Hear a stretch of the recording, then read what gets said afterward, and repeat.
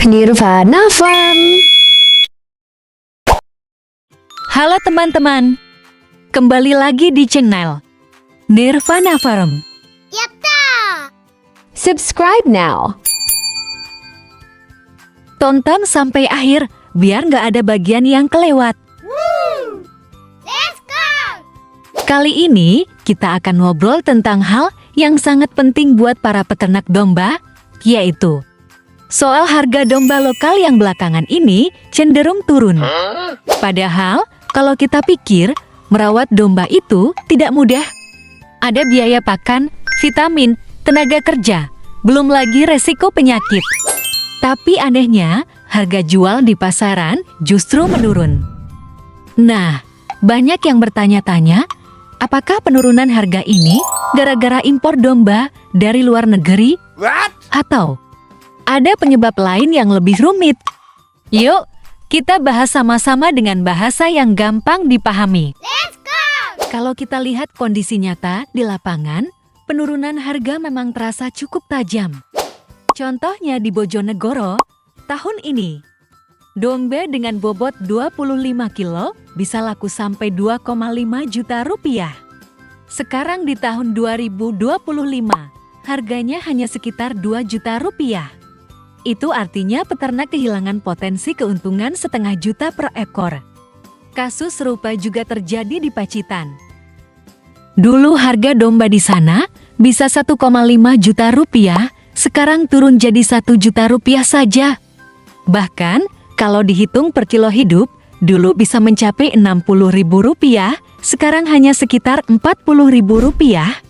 Bayangkan, harga pakan naik, tenaga kerja tetap harus dibayar, tapi harga jual domba jatuh.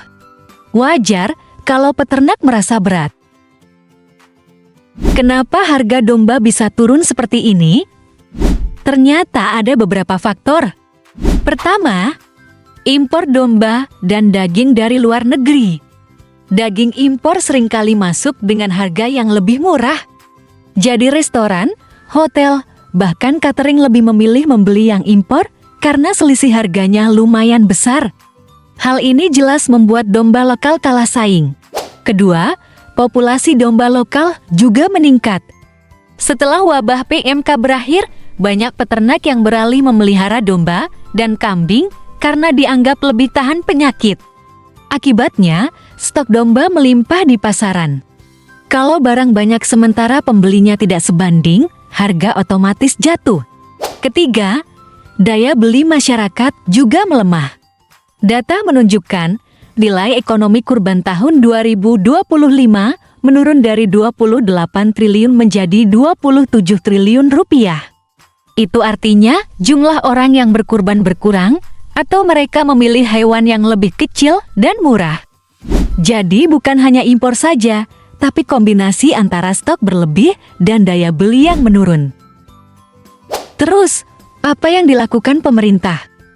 Karena banyak keluhan dari peternak, akhirnya pemerintah mengambil langkah menghentikan sementara impor daging domba di akhir tahun 2024. Tujuannya, supaya peternak lokal tidak semakin tertekan.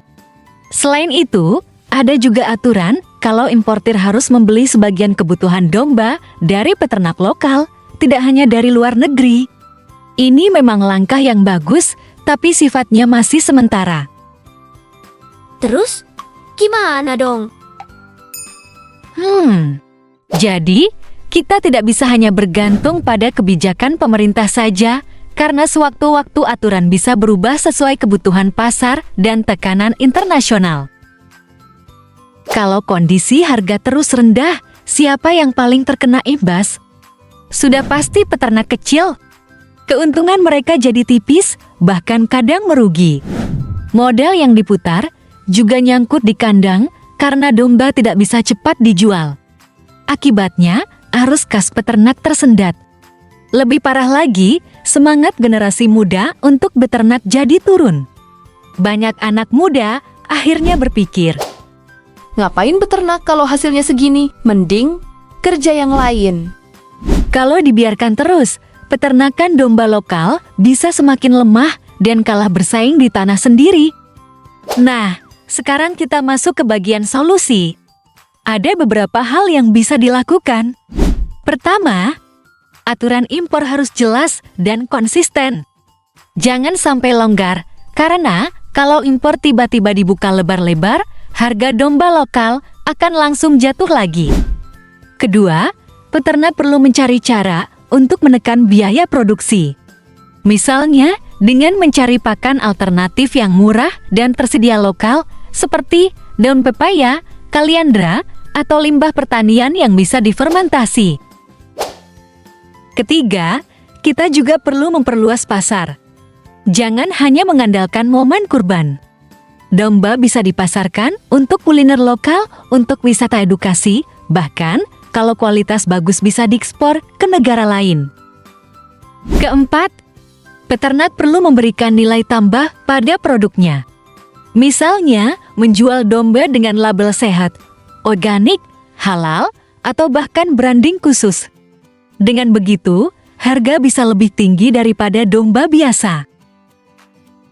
Kesimpulannya, turunnya harga domba di tahun 2024 sampai tahun 2025 bukan cuma karena impor.